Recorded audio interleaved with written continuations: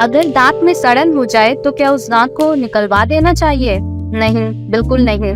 दांत निकलवा देना हमेशा लास्ट ऑप्शन होता है। खासकर डेंटिस्ट के नजरिए से देखें तो हमारा पहला अप्रोच होता है कि दांत को बचाया कैसे जाए, क्योंकि जो बात प्रकृति की बनाई हुई चीज में होती है उसकी जगह आर्टिफिशियल कभी नहीं ले सकती।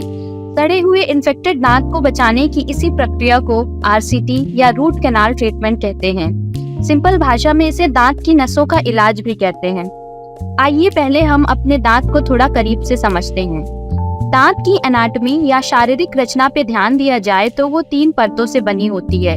सबसे बाहरी और मजबूत परत इनामल, उसके अंदर डेंटिन जो इनामल से थोड़ी नरम होती है, और सबसे अंदर पल्प जो कि दांत का गूदा होता है जिसमें खून की धमनियां और नसें होती हैं जो दांत को जीवित रखती हैं। आगे बढ़ने से पहले ये समझते हैं कि दांत में सड़न क्यों और कैसे होती है। चिपचिपा मीठा खाना खाने के बाद जब हम दांत की सफाई सही तरीके से नहीं करते तो उस जगह बैक्टीरिया इकट्ठा होने लगते हैं और दांतों और मसूड़ों पे एक पीली चादर बना देते हैं जिसे प्लाक कहते हैं। बैक्टीरिया के इस जमाव यानी कि प्लाक के कारण दांत में सड़न शुरू होती है, क्योंकि बैक्टीरिया जमा हुए खाने को, खासकर कार्बोहाइड्रेट यानी कि शुगर को तोड़कर एसिड में बदल देता है।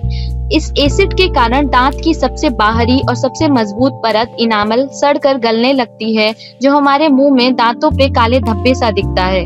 जब तक सड़न इनामल की परत में रहती है, पेशेंट को सेंसिटिविटी, दर्द या कोई और लक्षण महसूस नहीं होता। सड़न को यही रोकना बहुत आसान होता है। डेंटिस्ट सड़न को दांत से निकालकर उस खाली जगह में आर्टिफिशियल सीमेंट या कोई और मटेरियल भर देते हैं, पर ज्यादातर लोग इस स्टेज की सड़न में डेंटिस्ट के पास नहीं जाते, क्योंकि उन्हें दर्द या कोई और लक्षण महसूस ही नहीं होते।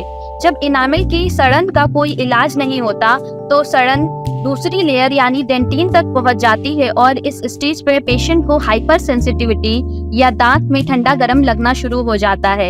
अभी भी ज्यादा देर नहीं हुई होती है और पेशेंट इस स्टेज पे भी आसानी से अपने दांतों का इलाज करा सकते हैं, पर अक्सर लोग अभी भी लापरवाही करते हैं और डेंटिस्ट के पास नहीं जाते, क्योंकि बहुत से लोगों की ये धारणा है कि टूथपेस्ट और कुछ मेडिसिन से इसका इलाज हो जाएगा। पर ये बात क्लियर कर दूं कि अगर एक बार दांतों में सड़न शुरू हो गई तो उसे किसी दवा या टूथपेस्ट से ठीक नहीं करा जा सकता, जब तक कि डेंटिस्ट द्वारा सड़न को निकाल कर उसमें कोई आर्टिफिशियल मटेरियल ना फिल करा जाए। फाइनली जब सड़न पल्प यानी दांत के गूदे तक पहुंचती है तो पेशेंट को तेज दर्द महसूस होता है, और अब पेशेंट को रियलाइज होता है कि उसे डेंटिस्ट के पास जाना चाहिए, जबकि अब बहुत देर हो चुकी होती है।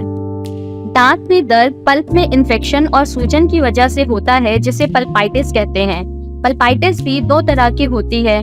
रिवर्सिबल पल्पाइटिस जो कि पल्प के इन्फेक्शन का इनिशियल स्टेज है, जिसमें दर्द भी कम होता है और कभी कभी बिना RCT करे भी दांतों को बचाया जा सकता है, जबकि दूसरा इरिवर्सिबल पल्पाइटिस है जो कि फाइनल स्टेज है दांत के इन्फेक्शन का।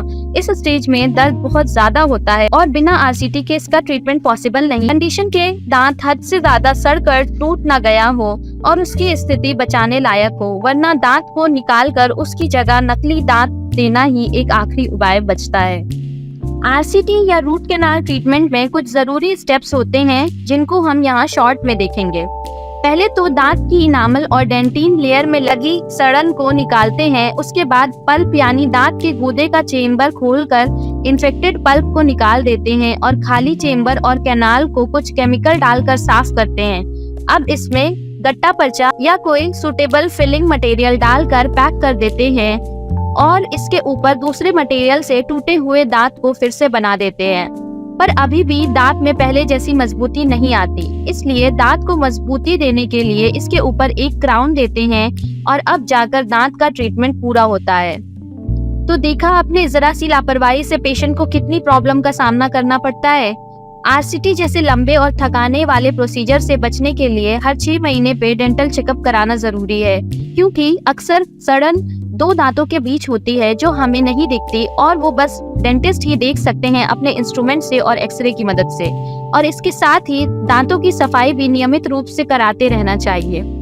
मैं आशा करती हूँ कि इस छोटे से वीडियो से आपको कुछ जरूरी बातें जानने मिली होंगी और भविष्य में आपके स्वास्थ्य से जुड़ी इस तरह की और वीडियो देखने के लिए प्लीज मेरे वर्क को सपोर्ट करिए, इस वीडियो को शेयर करके और मेरे चैनल को सब्सक्राइब करके। Thank you.